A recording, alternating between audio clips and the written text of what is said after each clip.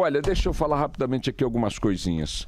Ontem eu fui aqui a uma casa de eventos em São Paulo com a minha doce Verusca assisti à entrega dos prêmios de Brasileiros do Ano pela Editora 3. A Editora 3 edita a Isto É Dinheiro, outras publicações, uma editora tradicional com antiga tradição aí nas publicações de jornalismo brasileiro, e faz a cada ano essa solenidade que é sempre muito concorrida e de entrega do título de Brasileiros do Ano em várias categorias. E ontem eu fui para participar mais uma vez, assisti. Ano passado tive o prazer, a honra de receber um desses títulos de destaque na área de comunicação. Ontem o premiado nessa categoria foi o Luciano Huck. Voltou a falar do que foram aí os últimos meses de dilemas. Aliás, preciso fazer aqui levei uma bronca ontem da minha doce Verusca, baixinho, quando o Luciano estava discursando. Mandar um abraço para ele, porque eu dei a notícia aqui, comentei a notícia aqui de uma publicação americana, uma revista americana, cuja capa, inclusive, eu vi na internet e tal, que estimava ser o Luciano Huck o apresentador de TV mais bem pago do mundo, em função não só de suas receitas como apresentador, mas também por suas atividades empresariais e ganhos no campo da publicidade, da propaganda e tal. Como o Luciano Huck é uma figura que é vitoriosa no que faz, não me pareceu nem um pouco estapafúrdio que se tivesse essa posição nesse ranking.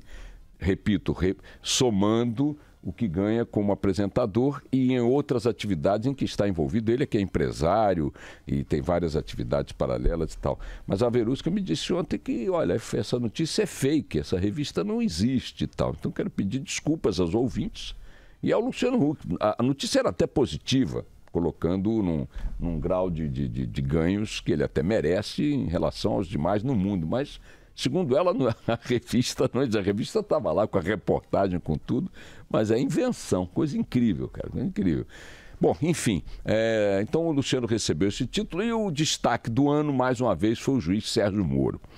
O juiz Sérgio Moro continua sendo muito aplaudido por onde vai, sempre nas suas apresentações e nas suas entrevistas, e ontem não foi diferente. A plateia o saudou com efusivos aplausos em vários momentos do seu discurso. E o que eu quero registrar rapidamente foi a curiosidade sempre, né, de ver aquela situação saia justa, o Moro fazendo seu discurso de defesa intransigente da Lava Jato e da necessidade do país levar a fundo e à frente cada vez mais o combate à corrupção, num palco em que estavam vários investigados pela Lava Jato. Vou começar pelo próprio presidente Temer, que a poucos metros de Moro ouvia com um olhar de paisagem o Moro defender rigor nas investigações e nas punições contra a corrupção sistêmica, como ele mesmo voltou a repetir. Estavam no palco também outros investigados, Eunício Oliveira, Moreira Franco, enfim... Meirelles. O Meirelles está investigado também na Lava Jato. Não, estava lá. Não, estou falando dos que estavam com ar de paisagem enquanto o Sérgio Moro se pronunciava diante da ovação da plateia a cada referência à necessidade de levar à frente e aprofundarmos as manifestações. E aí ele colocou algumas questões ali que, mais uma vez, focam na preocupação maior do Ministério Público e também daqueles juízes. Fez elogios aos demais juízes que estão atuando nas operações contra a corrupção. Foram muito aplaudidos também. O juiz Wadisley, né, de Brasília, e o juiz Bretas, do Rio de Janeiro. Foram dois que agora eu me lembro dele ter citado. E aí falou de duas coisas. O seguinte, olha, em algumas questões nós não podemos aceitar recuos.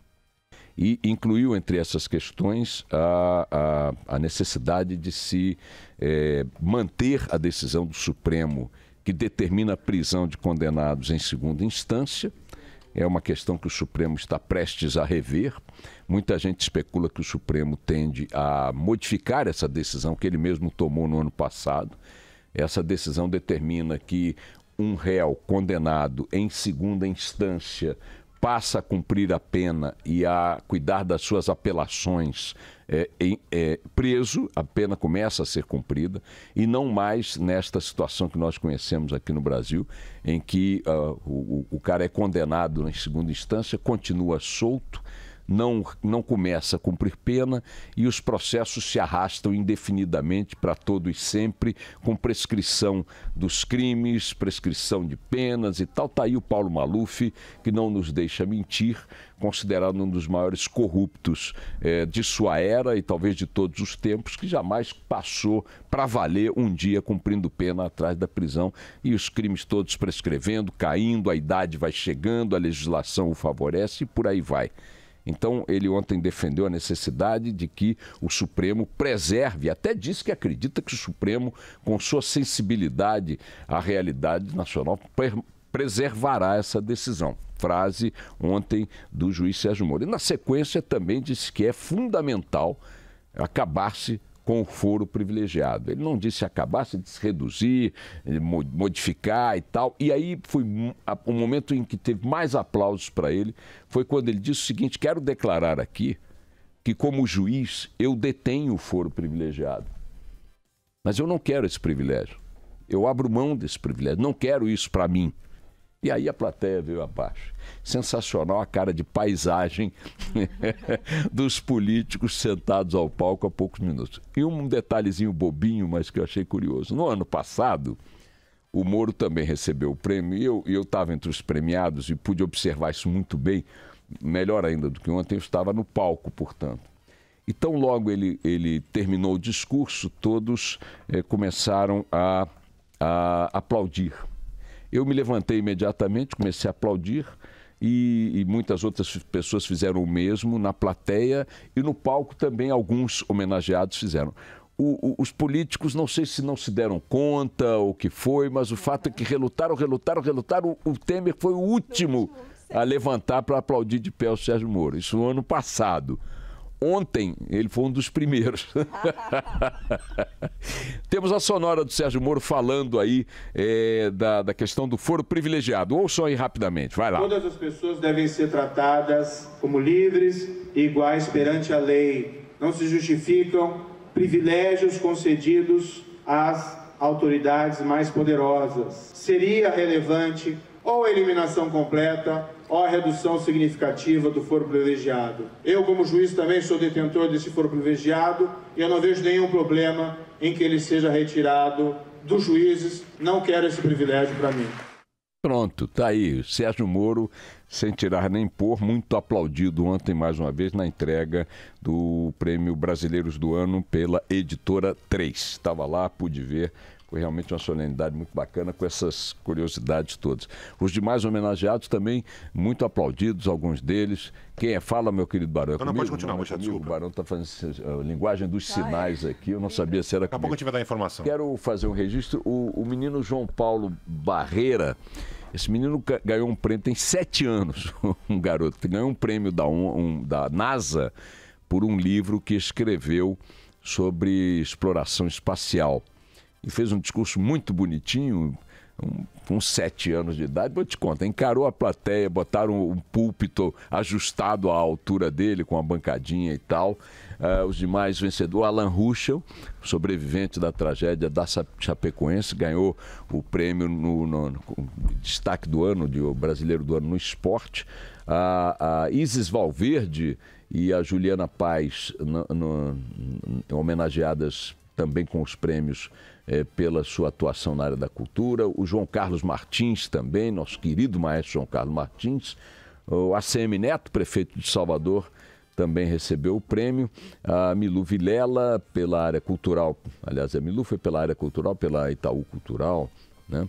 O Luciano Huck, já falei, comunicação. Sérgio Moro, Henrique Meirelles, na área da economia. Esses foram os homenageados ontem, com os seus discursos e seus méritos, e quem quiser com suas falhas também entender dessa maneira.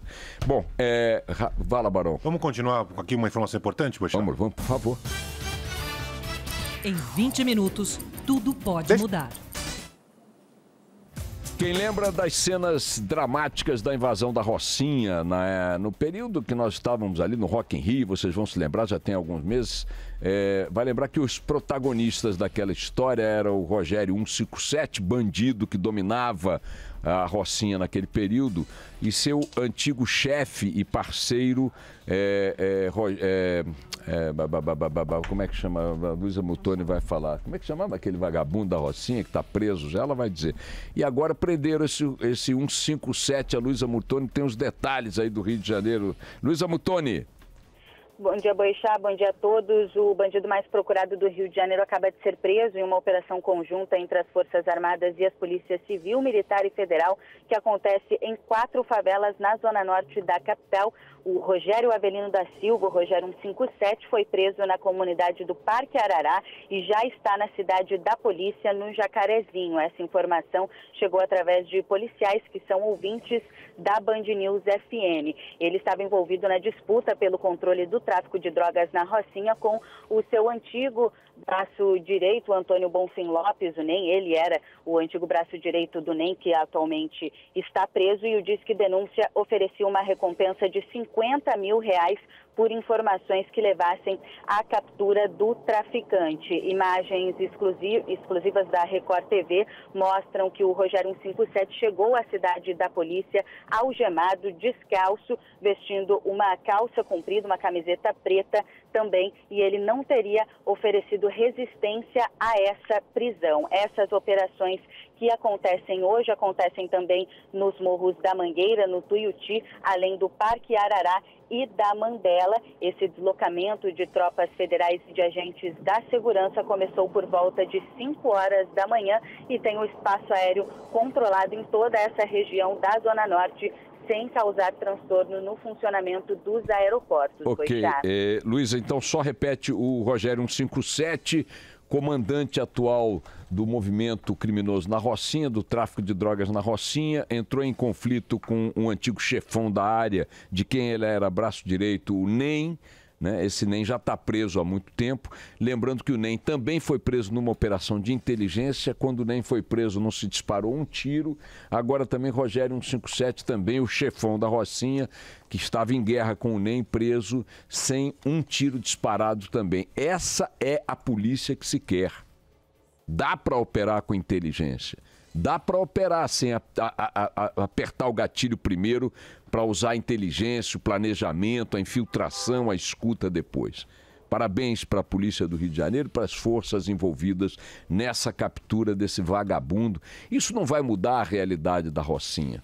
Infelizmente não vai. Quem for lá amanhã vai encontrar a droga sendo vendida nos mesmos lugares, as áreas territoriais dominadas pelos bandidos ainda preservadas nesta condição, mas é importante que a bandidagem saiba que ela tem inimigos mais eficientes a enfrentar do que o enfrentamento, o confronto direto, a troca de tiros. Porque na troca de tiros, em meio à comunidade, a bandidagem leva vantagem.